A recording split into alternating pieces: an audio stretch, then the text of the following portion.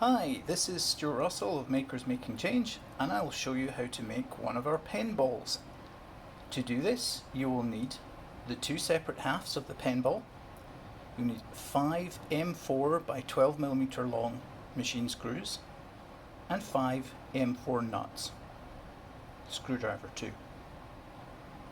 So first off, you should notice that there's actually two different kinds of the halves. There's one half has got round holes and the other half has hexagonal holes. This really matters because the hexagonal holes take the nuts while the round holes take the machine screws. So first things first, you can take any one of the halves and flip it upside down. You notice that there is a hole in the middle. Take one of the nuts and drop it in the hole. Make sure it goes all the way in and that you can see it located in place. Now take one of the screws and screw that in place.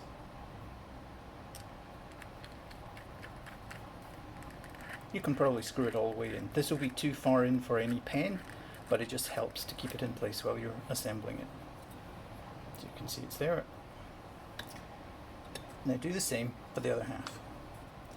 If you 3D printed this and there's any support left in the base, you can leave all the support in unless it blocks this hole. This hole has to be clear.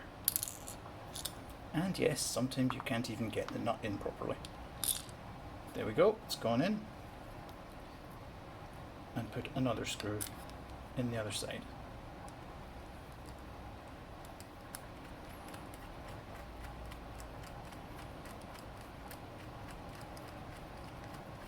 You'll need to loosen these to fit a pen, but for now we have them as far in as they go. Now, this is a little fiddly, this next part. You need to take one of the nuts and put it in one of the hexagonal holes. It might not go in. You might have to suggest that it should go in with the screwdriver. Now, I've put it in the hole that has already got the screw in it, and I'd recommend matching these two sides up so that when it's together, if any of the screws stick out, they'll stick out in the same place and won't cause a problem for the user. Now we put the two halves together and take a screw and feed it from underneath and try to get it into the hole. Sometimes they don't play very well. There we go. The reason I do it upside down is that you can see whether you've aligned the screw or not. Also, if you do it the other way up, the nut falls out and you have to go find it. So I'll just tighten this a bit and then do the same for another nut. Suggest it should be in the right place with the screwdriver.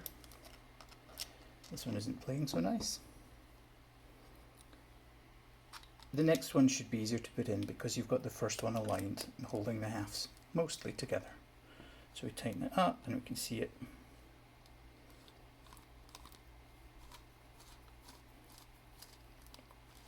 Hopefully, yep, that's tightened up. Then we can do the same for the last one. It went in first time.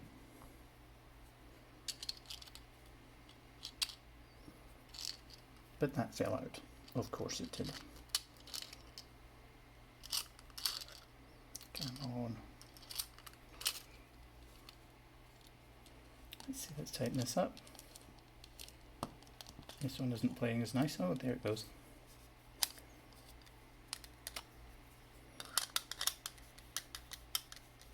So I'm just tightening these up. The hexagonal holes should act like wrenches to hold the nuts in place, so you don't need anything else to hold them in.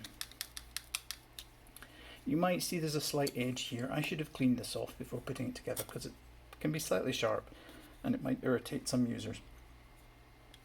To fit the pen in, we have the side that has the screws in it, so we'll loosen these a bit Not enough so that they fall out.